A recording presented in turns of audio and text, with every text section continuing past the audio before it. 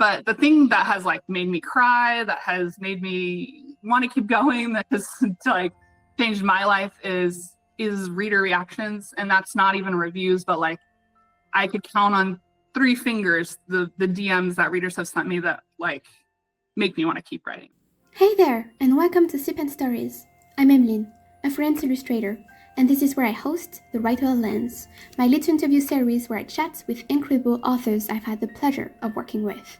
As a freelance illustrator, I spend a lot of time working on book covers and illustrations, mostly for self-published authors, publishers, and book box shops.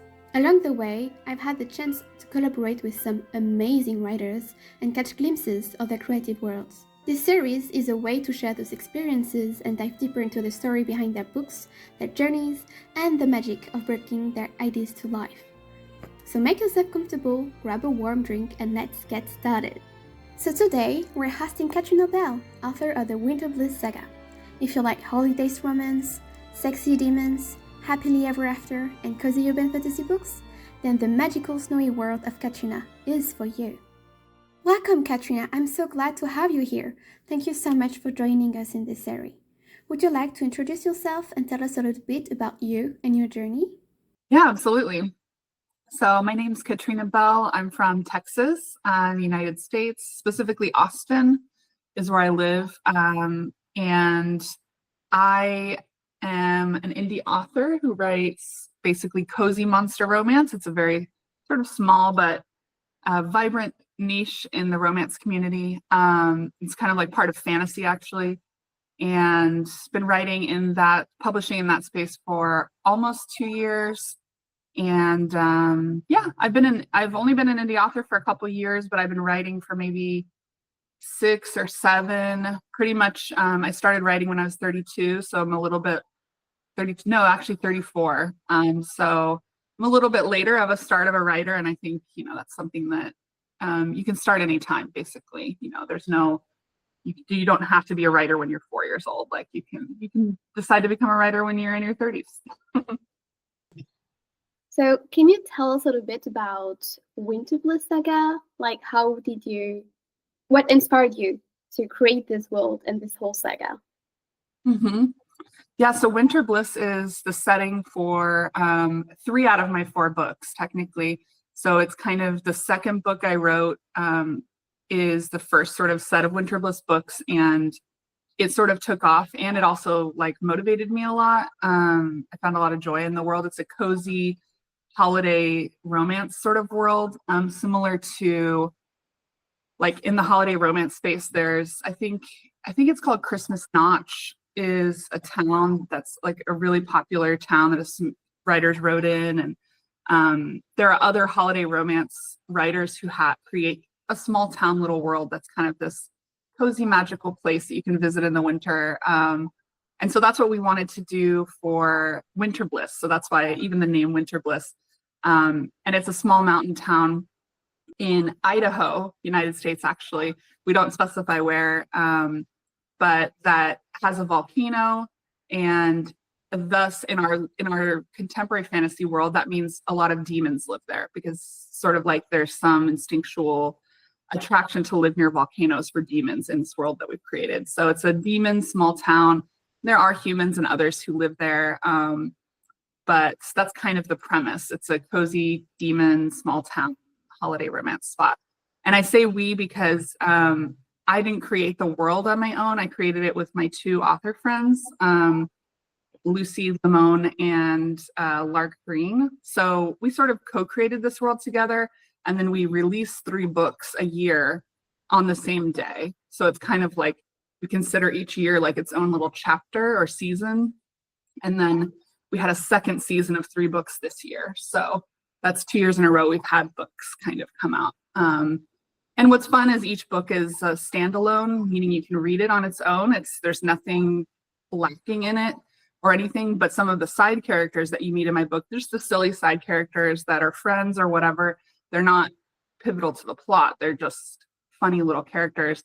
Those characters belong to my author friends. So it makes you interested, hopefully, to say like, well, I'd love to know what that actor is doing, or I'd love to know what that snarky demoness is doing. And so you'll want to read Lucy or Lark's books when you read my book.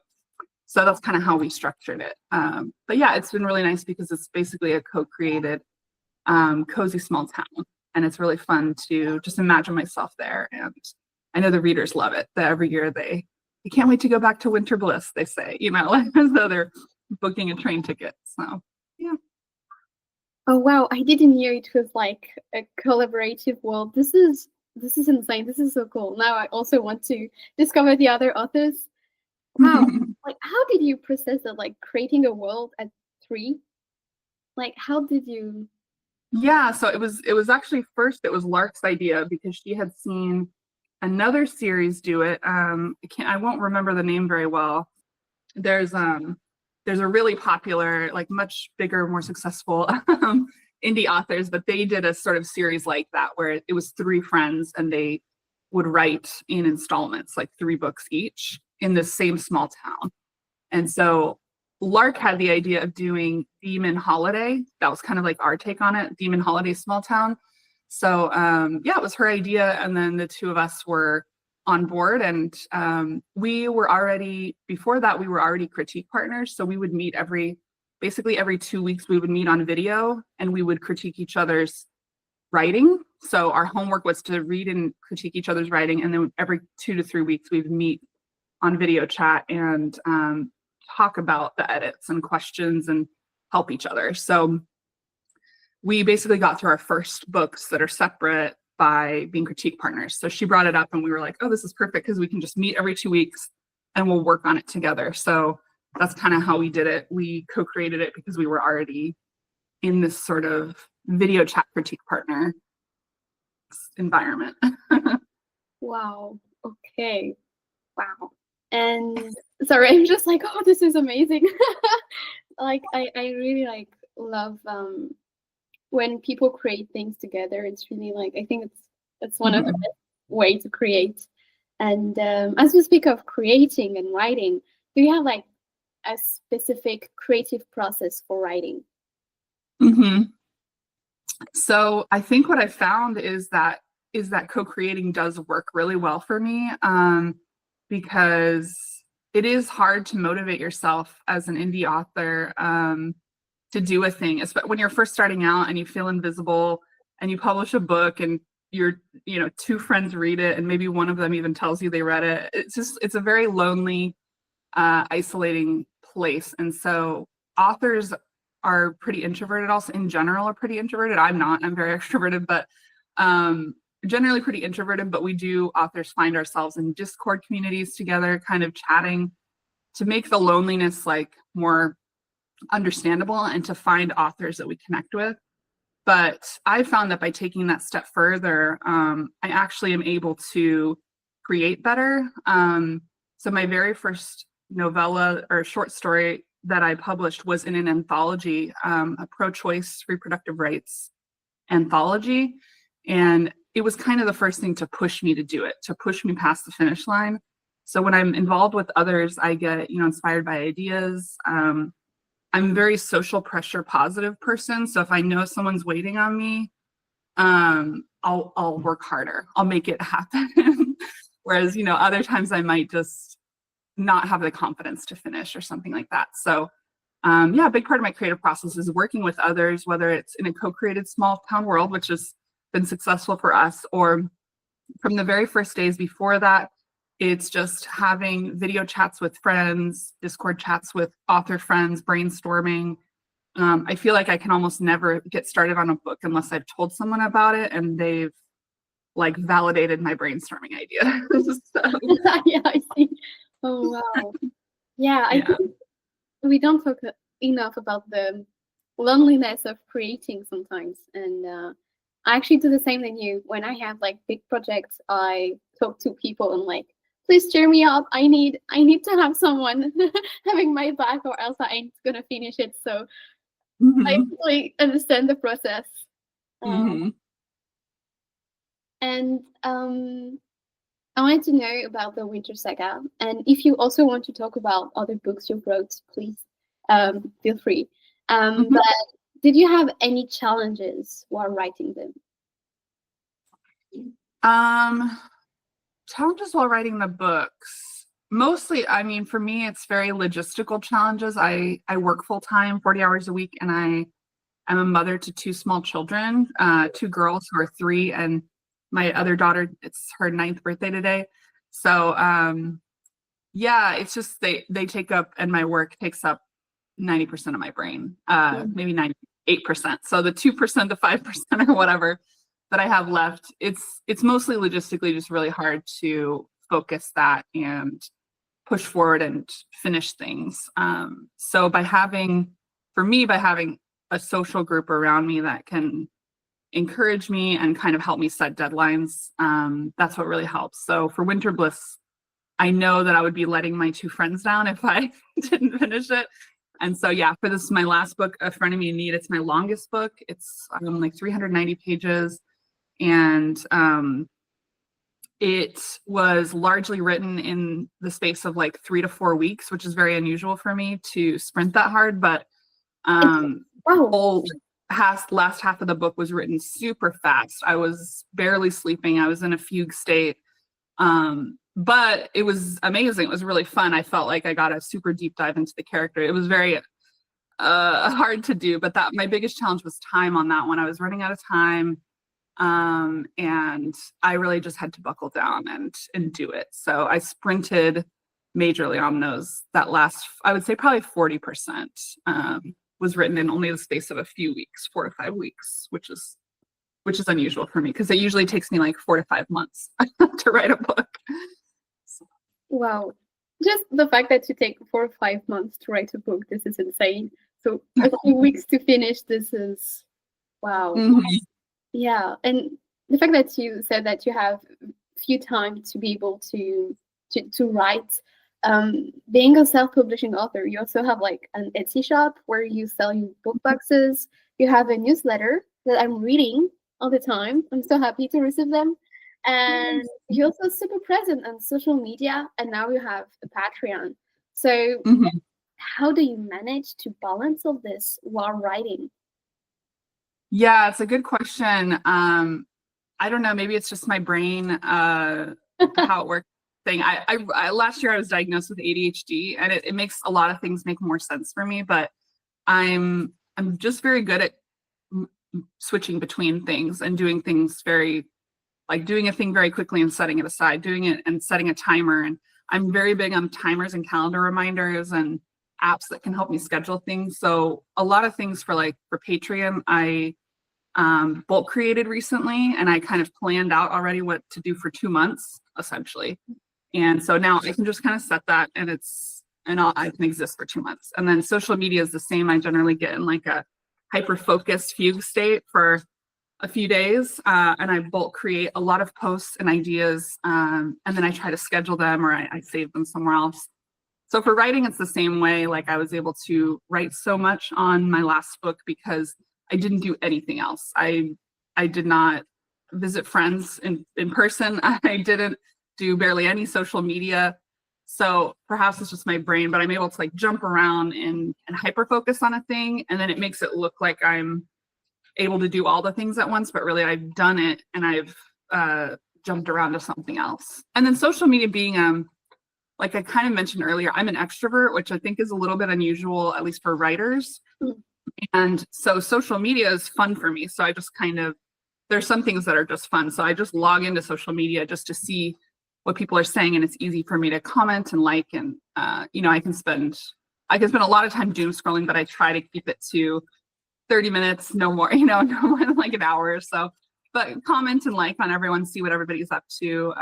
That's just enjoyable for me as more of an extroverted person. So yeah, I do a lot of things. Writing has been on the back burner, which is unfortunate for the last couple months because of my release of this recent book, which does require a lot more social media, as well as like a lot of administrative tasks to become part of different events and giveaways and stuff. I kind of have to be online. So I'm hoping to switch back to writing soon, but I should have a good crop of like social media content prepared and scheduled for that. So that's mostly me. I work in like shifts. My attention has to hyper focus on something and then I can shift to something else. I am not very good at doing things like 2 hours a day you do one thing and 2 hours a day you do another. That's like, I don't work that way. I can write for a whole week and then I can do something else for a whole week. Okay, yeah, it's a way to do things. Because I'm starting my freelance lives, and so I also have to do other things, and I'm also hyper focused on different stuff. Um, but I have a schedule that helped me also being like, no, right now we need to work on this because you have to post this in 2 days, and so it also helped me too. But also hyper focused on one thing for a week, and then I posted something else. So I totally get it. Yes. I'm sure it's very similar. And what motivated you to be self-published author? I don't think I ever really saw any other way that looked enjoyable or looked fun. And so I'll start from the beginning. When I was 34 years old, I started writing because I had just had a child, and she was still rather young, but I felt like in some way I had lost part of my individual interests or passion or something when I had a kid. It's just hard. You spend so much time keeping them alive and being so concerned about them. So when she became not just a tiny baby, but a little bit older, I started feeling that within me, like, you're not being creative anymore. You're not, for yourself. So I started feeling like I needed something for me. And so I was at a Halloween party and a friend had said, have you heard of this National Novel Writing Month, which is every November. There's this challenge, and I had not heard of it. And I thought, I'm just like that crazy person where I was like, I'll do it. Like, I love a challenge, a social challenge, like I kind of mentioned. So it seemed really motivating to me to say, I'll try to write a novel in 30 days.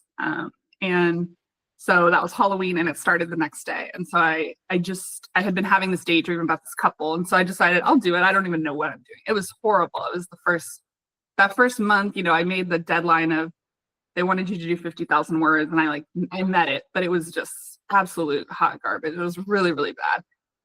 Not good writing because I didn't know what I was doing, but you have to start somewhere. So that started the first 2 years of just me writing, but I don't like to write alone, like I said. And so at that time I had been meeting people in coffee shops who were doing, they called write-ins. And everyone I met were indie authors. I didn't meet any traditionally published authors or anyone who wanted to be. And my two best friends that I made that first year were actually successful indie authors who were making money as their small business. And so from the very first time I started writing, I saw them, they were happy, they loved what they were doing. They had either tried traditional, or like one of them had never even tried. And then the other had tried, and she was like, it just doesn't pay well at all. And it's very unpredictable, very volatile. So I was like, yeah, I don't want to do that because I have a full-time job that I plan to retire from. I don't ever actually want to be a full-time author. And so indie author just made sense for me because it's something I could do part-time. And the only pressure is like a social pressure that I allow. It's not a like hierarchical pressure coming from top down. And it's not someone ever saying you're rejected, or like, I don't like that, change that. An editor who tells you what to do, that's not really something that would work for me because this is just a part-time hobby for me, really, a passion project. So yeah, very much from the beginning, I don't think traditional publishing would have worked for my goals in writing are very personal. And yeah, they come from like this desire, this passion within me to express myself. So yeah, pretty much that. I mean, I think it's the only way that would really fit me. Like being self-published allows you to control everything from A to Z. And yeah, and as a part-time, I think it's harder perhaps to live from it completely. But if you want it, because it's something I think you do so well, it's start as your book, like on social media and stuff like this. And I talked about you to some of my friends who want to become indie author, and they had that question for you: is if you had like advice for them to how advertise their books, what would it be? How would you do it?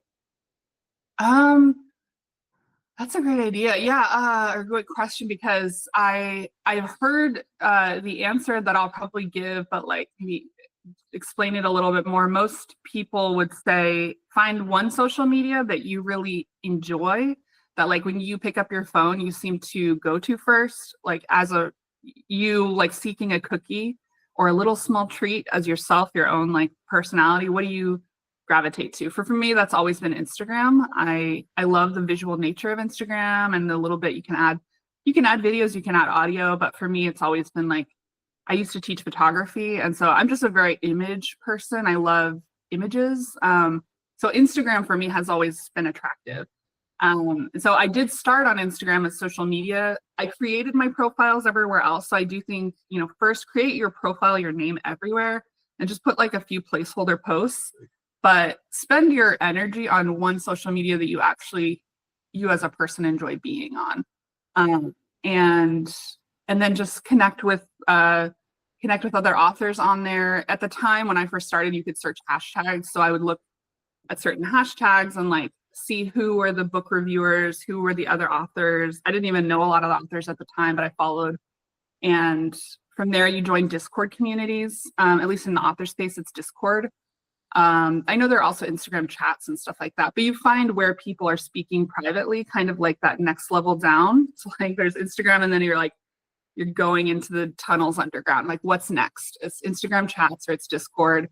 And that's where you can connect with the actual community of creators that you're working with. At least with authors, sometimes people see us as competitors, or we're searching for the same #1 title, but with the author community, at least it's not competition, because if you work with other authors, they will promote you in their newsletter, they'll promote you on their Instagram or their other social medias, they'll work with you cooperatively on other projects.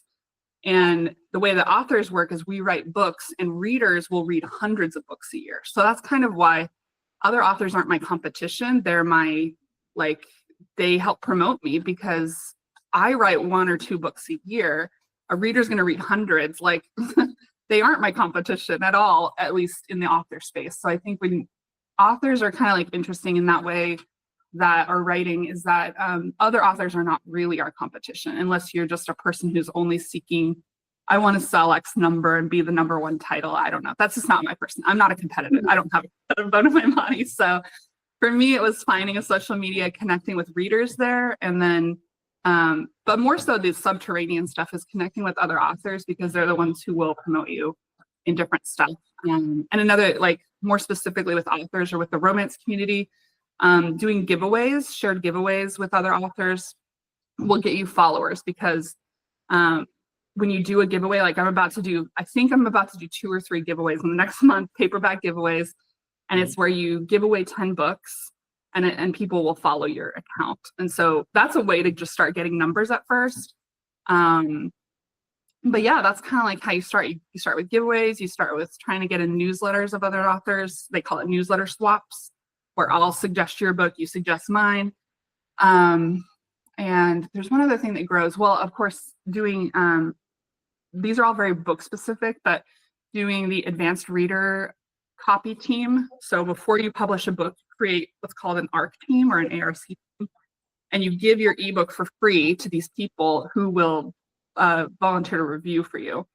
And that's one thing. I'm not the highest earning author. I don't make a lot of money. I don't have most followers or anything like that. But I think one thing I do really, really, really well is create that ARC team, that advanced review copy team. I could probably run a whole class on that, so I won't go off on that. But I do think that's a really important part when you're a young or baby author, is getting the biggest ARC team you can possibly get. And because what they do is they're not just reviewing it on Amazon, they're kind of blasting you on social media.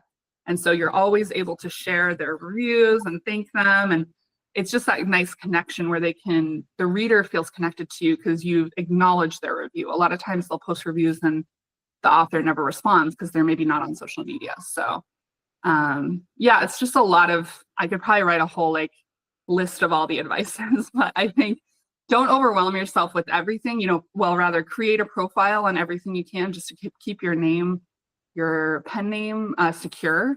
So Catrina Bell, I didn't want there to be a Catrina Bell on Blue Sky that I didn't know. So I create it, even though I'm not really over there so much. But I would focus on one and figure out all of the minutia of how to get involved in that one spot. TikTok, I'm not great at. I just got 1,000 followers over there, but I'm not great at TikTok. It's not, it's not my wheelhouse. But Instagram, I've always kind of figured it out. Wow, yeah. TikTok is a lot of work. I think it's a lot of videos. When Instagram, you have a variety of things you can offer, and you can have fun. And yeah, but it's true. Like, I really feel like you have a great community. Like, you're all about people and reader, and it's we can feel it. I think. Like, I do feel it very well. And I also love the fact that you packed your own order. Like, that must feel so special. Like, why did you choose to do that? Like, to pack your own order? And yeah. Yeah, I can't remember. I think I had seen there's a couple monster romance authors who had Etsy shops. So there was like Kate Pryor, I love her books. She has an Etsy shop, and then there was another one.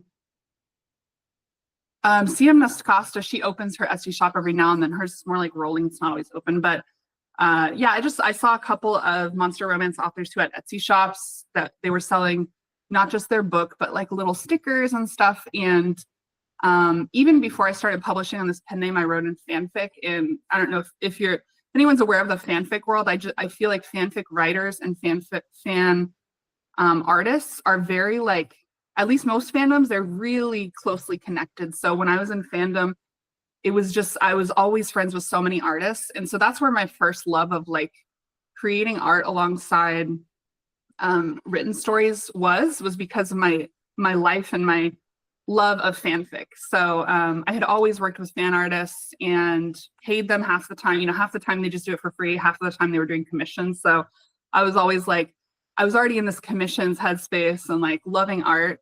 So when I moved into indie author, I love in the monster romance specifically, we're really big on art. Monster romance authors love art. And so I was already doing that. So I was commissioning a lot of art. And then I saw the Etsy shops of these authors selling prints and stickers. And I was like, heck yeah, I can do that. That's fun.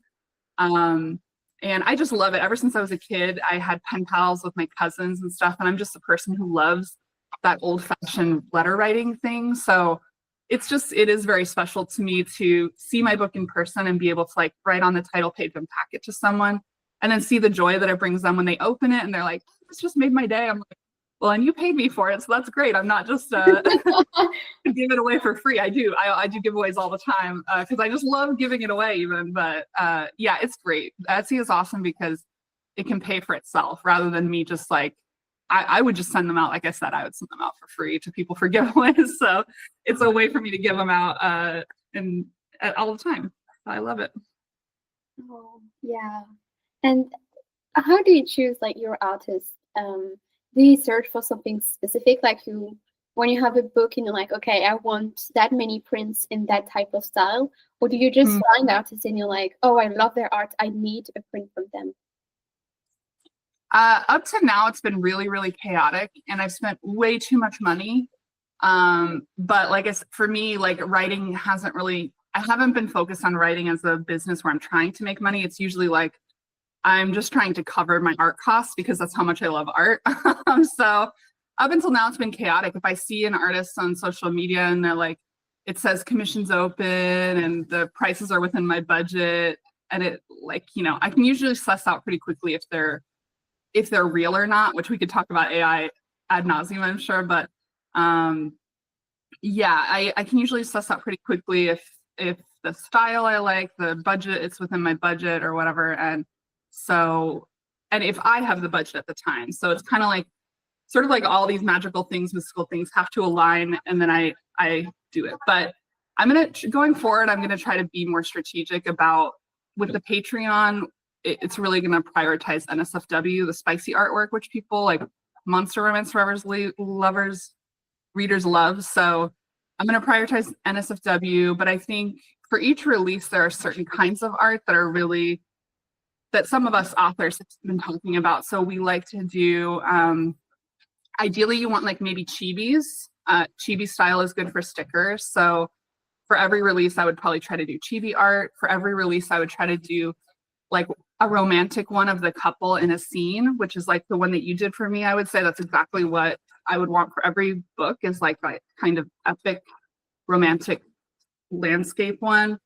And then at a minimum, so that's like 1, 2, and then the third that I would say at a minimum, if you have the budget, is just 2 individual of each character separate. So like at least a half body of just the character smiling or doing something, but separate. And then if you layer them together, they kind of look like they're interacting, but you could, for social media, you could post it like, hi, this is Birdie, hi, this is Rex. But if you put them together, they look like they're interacting. So I have a commission from the artist Reolint that's like that, and I use it all the time. So I've found from my last release that those are like the 3 that go the farthest on social media. Chibis, a really nice epic picture with a good background, and then half body ones, it doesn't have to have a background, that just kind of work together on social media. So if you're an author with a budget to do that, I would say that's the minimum of what would be really nice to have to support your release and marketing. And then for myself, certain niches, if you have NSFW artwork, that can really help you grow. This is just like being totally honest, and lots of monster romance authors have said it. NSFW art will help you grow your newsletter if you're going to give it away for free, or it'll help you grow your Patreon if you're willing to do like 1 a month, which is a big investment. So that's what I'm hoping. I almost have the budget now with my subscribers to do 1 a month for the NSFW, but that's the strategy with NSFW, is really growing things because people are so hungry to see it in my niche, which is, higher steam, that they'll sign up for your newsletter or they'll join your Patreon if they can see more of that sort of stuff. So long-winded. Yeah. So, and could you share perhaps the thoughts about, because you collaborate with so many artists, like as an author, how do you approach this collaboration, and what do you like about it? Yeah. Oh man, I love it so much. So I usually approach it like, just go into their DMs or whatever. Like a lot of times I just find people chaotically on social media it used to be on Twitter, I would search the commissions open hashtag, and Instagram as well, but hashtags are less relevant, so it's harder sometimes to find them. But lately, and how I found you, lately I've been, because of all this AI stuff and whatever, leaning a little bit more on word of mouth from other authors. And that happens in Discord communities of authors, where there's usually like an art channel, just art. And whenever we get an art piece that we love, we'll go in there and, I have to show you this thing that Emeline made me. She's amazing, and then, so that's how I found you, was from Basilia. She posted in a Discord community that I'm in. And as soon as I saw that art, I was like, and so I went to your profile and looked up your prices, and I was like, this is perfect. And I needed that piece that I was telling you. I wanted a really epic one with the mountains and the fireflies. And I was like, so yeah, it's kind of like the first step is finding the artist. And lately it's been more word of mouth. And then the second step is giving references, which I do in Google Docs, unless the artist prefers it some other way. But I do try to be as detailed as I can. And then I'll say in the message, this Google Doc reference sheet is like 8 pages long. I know I'm only paying you maybe $50 for this random small thing, but you don't have to read it all. I just said I like to over deliver on the references rather than under. And I think artists don't mind it. All of them have said, no, I like having more than less, So that's what I do. Every now and then I'll include a snippet from the scene, but at the very bottom, because I don't feel like it's fair to expect artists to read from your book to get the information. Like, as a writer, we should be able to make bulleted lists of what their hair color and stuff look like for the artist. So I try to be as helpful as I can in the references, providing the basics of what the character look like. And then if I can, also the pose references. But I usually say in the document that I also want the artist to have as much creative freedom as they can. So if they just see the vibe of what I'm asking and none of those sort of couple poses that I've provided, of random stock imagery, if none of that excites you, then try something different. Because that's my favorite pieces sometimes are where the artist kind of goes off and does something slightly different, so yeah, that's kind of where it is. I like to over deliver on the references, but make sure they know that there's plenty of creative freedom in there for them to work. Yeah, well, as an artist, I must say I love the fact that you overshared, because it's so hard to sometimes understand what the other person wants. So when I arrived on the Google Doc and I've seen all those imageries and all those details, I was like, yes, yes, because I was able to fully understand your vision, to kind of see how the character would look like, and it was so helpful. And the extracts, because I did read the little extract you gave me, and it's something that I personally love, because I love books, and the fact that I choose to become a book illustrator is to take your writing world and to put it visually. And so being able to read helped me to understand a little bit more of your world and to understand the scene.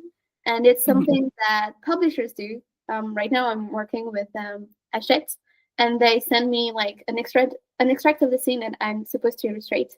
And so yeah, and other publishers also, like I have a box I'm gonna do in February, and they also send me like extracts of the different scenes that are gonna be on it. And I think it's so cool, because I'm also a book lover, so I love to read. And so don't feel like, oh, perhaps I shouldn't like share it. And we absolutely love to read it, and it also helps us to discover a bit more of the character, how they're gonna talk, and how they're gonna stand and stuff like this. And it really helps us to create as well as we can your commission. Awesome, good. Well, then I'm glad I included it, because I didn't used to, and then I think in the last year I started including more scene snippets, but I do like to put them at the end because I don't want to assume that you're going to have time to read that. But that's nice to hear. I think we always can take tons to do it, because like I said, like I have 5 commissions this month, big commissions, and I'm juggling against with them, and I always take the time to read and to go through all the imageries and all the details, because yeah, I just want to represent as well as I can your world, and yeah, just seeing a little bit of your world and going and diving into it. It's something that I really love to do. You're very good at it. Thank you. And you were talking about AI. I know it's becoming very popular for many authors who doesn't have a budget. And I wanted to know, because now that I know that the budget, you're like kind of using your budget that you received to use it. But if you have like any tips for authors who got a smaller budget, like how would you approach the whole commission thing to not use AI? Yeah, like I said, maybe just prioritize the 1, 2, or 3 that could help you with marketing your book. If you're really, a smaller author, think about those ones. So maybe I think the most vital one would probably be that idea of the 2 sort of half body of each individual characters. And if you put them together, they look like they're interacting. Maybe they're looking at each other, or they're something like that. But if you work them apart, they can be worked on posts and about the character. I think that's the number 1. And you can work with artists that are just like indie authors or just starting out or barely making money. There's a lot of artists that are exactly the same. They're just starting out, and they're coming from, honestly, I would say fandom world has so many artists who are used to drawing for free, and so when they start on commissions, they're really affordable. So and they might already be very very experienced artists, but they just had never done commissions before. So there's just as there's indie writers who are just starting out, there are artists just starting out who charge less, and so give it a chance, on those. I guess one thing I've noticed, this is just my personal experience, I don't know from an artist perspective if you agree, but I've noticed that I've done less and less of these emergency commissions when artists are in a bind, and I'll do this commission for $10, and they're gonna do six. They're gonna sell 6 of them because their cat is at the vet or something. I do less of those now. I used to do them just because I wanted to support them in their emergency or whatever. I do less of them now because those are the ones that you often don't deliver because they're in an emergency, and so they can be disorganized or they forget or something horrible happens. So I think if you're ever going to do an emergency commission with an artist, I would almost say, like, think of it as a donation towards whatever is happening to them, like their cat. So if you give them that $10 or $20, I don't really even sometimes think of it as like they might not ever come back to me because they're clearly in like an emergency situation. But a lot of times those can become more work to track down in 6 months later than it's worth to support. So emergency commissions are maybe not the way to go, but to find artists who are lower priced that are just starting out. I know another author friend of mine said there's a particular Reddit community. I think it's called like, it might even be called like Hungry Artists or something like that, where it's like hungry meaning like they're eager to work, I guess, or whatever. So I think there are Reddit communities that have a bunch of artists like that. So pretty much, yeah, I would do that. And really don't go for AI because a lot of times AI, it takes more time to photo manipulate it, apparently. Like you're going to spend hours and hours trying to make it look good because it doesn't look good at first. And you're going to spend hours and days trying to figure out how to prompt it. This is what I've heard, that it's actually like a lot more work sometimes to do AI. And the sad truth is a lot of times readers, they really like AI art. Like on first glance, it hits them with that Henry Cavill face that they're used to, that glossy, like ACOTAR Henry Cavill look, and they're loving it. They eat it up. There's a really good, best-selling monster romance series of authors who produce purely AI covers. And I know for a fact that those authors have money to do non-AI covers, but they choose to do AI because that's what the reader is clicking on for some reason. And it's just really unfortunate to me because, yeah, it's just, I don't know, it's just kind of ugly and gross looking. And it hurts everyone all around. So I would steer away from AI.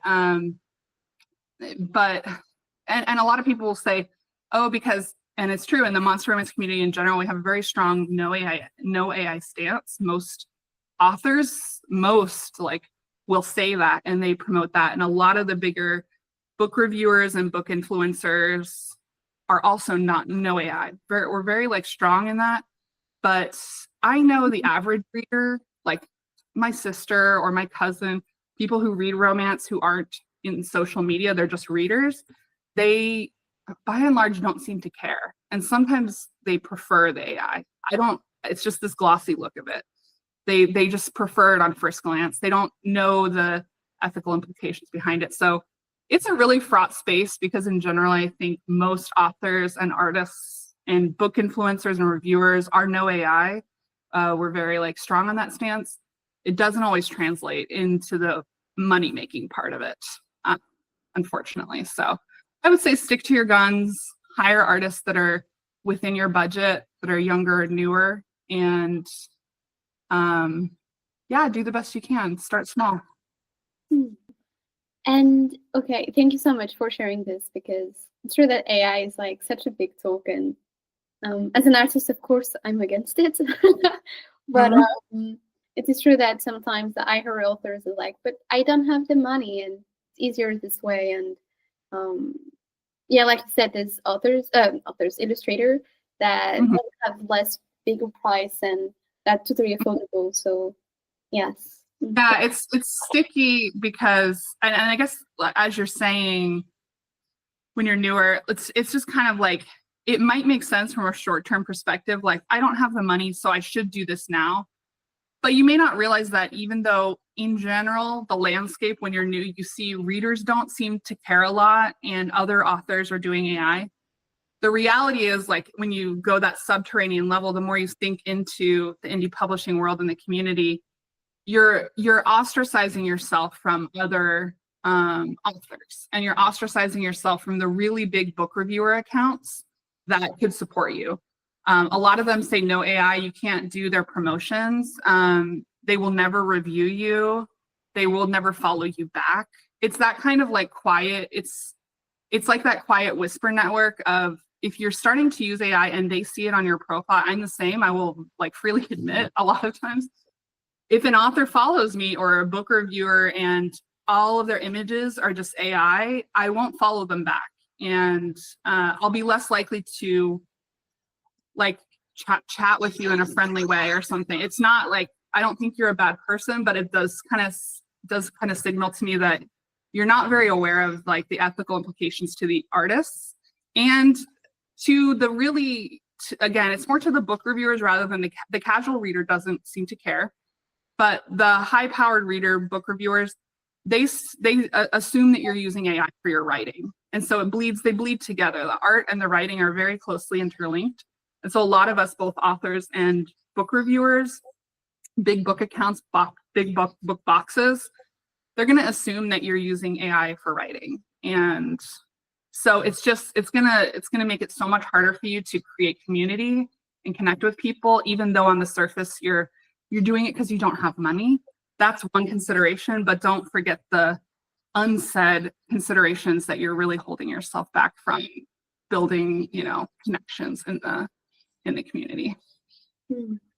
Yeah, I agree. When I saw there was an author and she shared a book cover, and at first glance I loved it. I was like, oh, who's the illustrator? I need to follow this person. And so I asked, and the person was like, oh, it's AI. And I was like, I was so disappointed and so sad. And yes. I was like, I can't, I'm sorry, I just can't. And yeah. So yes. It's a big turnoff. It is a big turnoff, yes. Because we're talking about visuals and stuff, like after you did like a commission or something, does it have an influence of how you personally see the setting or the characters? Oh man. Sometimes, but usually only if it's like the first commission or first or second I'm doing while I'm writing. It's usually only when I'm writing, because I've already written the book. To create the reference documents and stuff and the scene, I like to do mostly commissions of scenes. I know a lot of authors will do commissions of just them randomly together kissing or whatever, but I really prefer to do scene related commissions. So mostly they've already been like played out in my head. But I'm trying to think. I mean, even like there were small things with our commission where I said I wanted the shirt to look this way, and then you did it, and I was like, oh, that looks horrible. My imagination was not very good. And I was like, no, put it back to what you did. That looks better. So there's definitely little stuff like with costume and hair and stuff that it can remind you like, oh, they're actually wet. Their whole bodies are wet right now. I need to put that back in the scene. So there are definitely like little things that seeing it alive can change things like the wardrobe, and it reminds you of the setting and the sensation of rain or whatever it is that they're in, and you might want to deepen the scene. But for the most part, I buy commissions after I already know what the characters look like in my mind and or have the scenes figured out. So yeah, a little bit. I don't know what I was expecting as an answer, but I never thought about being wet and stuff like this. Like, this is so, yeah, okay, yeah, I see. Wow. It's more, for me, it's more the little stuff than it is the bigger stuff. Although there are some commissions, like I got an NSFW recently. I was like, oh man, I almost wish I had that when I was writing it, because I felt the emotion slightly differently. She had his eyes open and her eyes closed. And I didn't even tell her to do that. But in that NSFW scene, it was so perfect for the characters because she was really fighting. She was trying to hold back every emotion. And he was like desperately like trying to get her to do everything. He was fighting with her to just get her to like open her eyes and like wake up.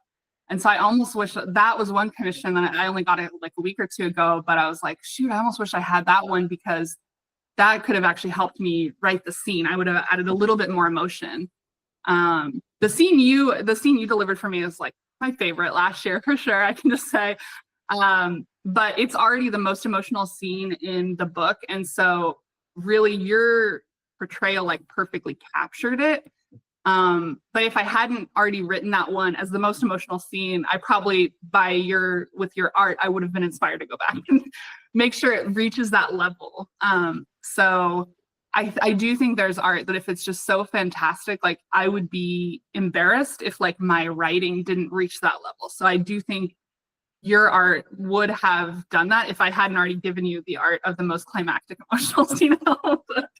I would have been like, oh, I gotta go back to the editing table for that one. So yeah, there's definitely the emotional aspect that can influence it. But I don't know, I always find it's kind of fun or interesting when it's tiny little details about wardrobe and setting and climate that the art can remind me to fix. That was like, I think this is the most beautiful compliments that no one ever did to me. Like, wow. Wow. I'm a bit speechless, sorry. But okay, wow. Well, as an illustrator, it's always great to know, because we don't always see like the impact that our art has on other people.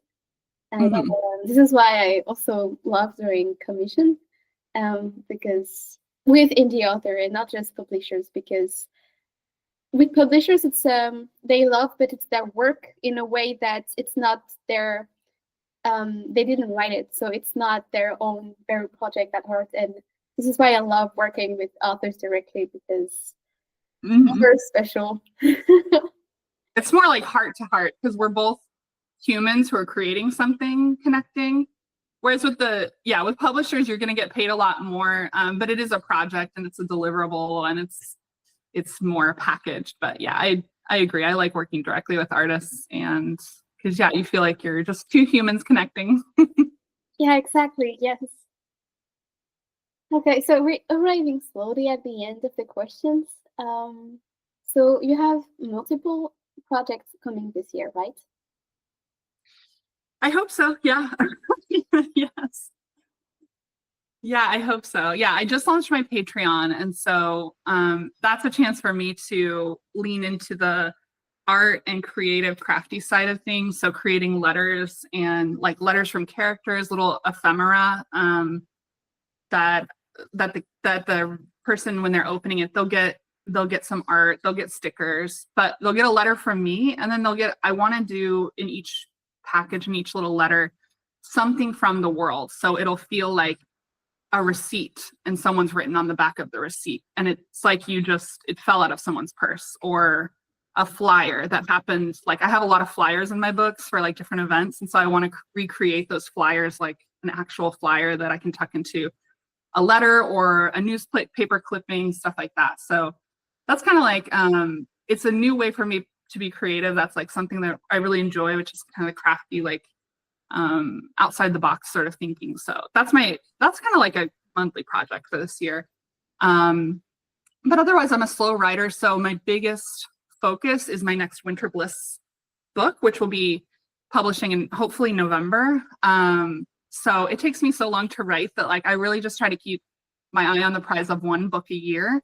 And then if I can get these other novellas, there's an anthology, and then there's kind of like a newsletter builder anthology. There are two that I want to try to write something for, but I don't like to pressure myself strongly on those, but the social pressure of them being in groups makes me want to finish it. So I'm going to try to do two smaller stories as well if I can, but they're not like my primary focus. My primary focus will be figuring out the next demon brother in this demon brother family for my Winter Bliss novel.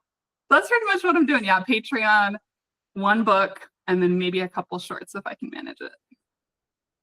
Okay. If you had one advice for aspiring self-publishing authors, what would it be? I actually think maybe really from the very beginning, just self-reflect about what are you trying to do? What's your main goal and purpose? I think my main goal and purpose has been self-expression and not burning out. And so that's why I write books that I love. I try not to put a lot of external, what does the market think? What do readers want? I try not to think so much about that as much as what do I want to write? What brings me joy? I'm gonna write that. Whether it brings me money or not is not my biggest concern. But if you're an author and you're like, I want to make this a side job, then have that be your goal from the beginning. And then you approach your business differently. You're gonna be more analytical. You'll look at all the other authors, who's doing well, what are they writing? How long is it? Like, is it 200 pages, 100? How do they do it? Are they releasing every 2 months? Do they have a Patreon? You can be more analytical. So I think in general, from the beginning, try to self-reflect about what is your actual goal.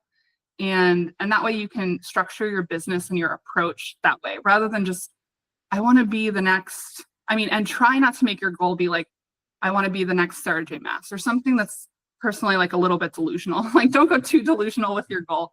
I think set a goal that's reasonable and achievable. So if it's self-expression and passion, if it's, I really want to write this one thing, then don't let anyone distract you from that one thing you want to write.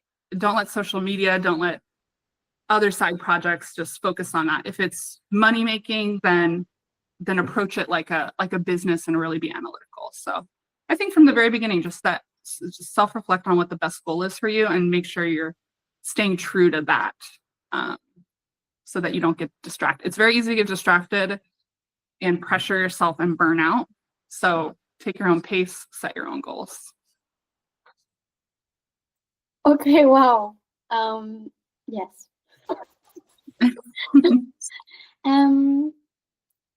If you could bring one character of your books in this world, who would it be and why? Well, I think of my couples, I couldn't ever bring just one because they're romances, so I would have to bring them both. And I've written 3 couples so far, and they're all so amazing, and they would change this world for the better, that I can't choose any of the one couples. So I think if I had to choose just one, I won't choose any of my romance couples. I'll choose this character in my Winter Bliss books, who I'm kind of trying to thread through as a side character in all the books.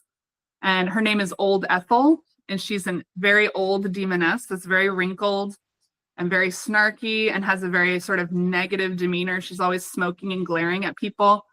But the reality of what she is and what she's doing is she's a very full-hearted demoness who's trying to make sure that all the young people that she sees in the small town of Winter Bliss are finding romance and love and stuff like that. So she's kind of like this scheming corner store owner who sits on her little chair selling cigarettes, and but she's very mean to almost everyone, but secretly she loves everyone, and she's doing everything she can for the best. So I would bring her into the world because everybody needs a scheming grandmother to make your dreams come true. All right, and the last question, what has been the most rewarding part of your journey and why? The most rewarding part has been reader reactions. So I spend a lot of time with other writers, and you would think, oh, my writer friendships, and that's true, but love my writer friends. But the thing that has made me cry, that has made me want to keep going, that has changed my life is reader reactions. And that's not even reviews, but I could count on 3 fingers the DMs that readers have sent me that make me want to keep writing. I can remember their names, I know exactly what they said. But yeah, it's basically how my stories have impacted them. So either in their own emotional journey, or sometimes in their healing journey from trauma they've experienced, that reading a cute, cozy book that has some nice emotional resolution that resonates with them as a person, I'm like, oh, that that's amazing because each of my stories comes from my heart, comes from a part of me. All of my characters are like a small, tiny part of me in some way.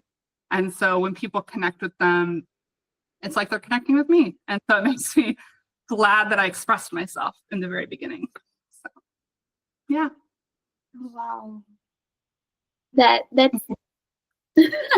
sorry, I found this so pure because writer, illustrator, we all artists and we all sharing things, and I get Yes. when you say like it's a part of yourself and that other people take, and I can feel this.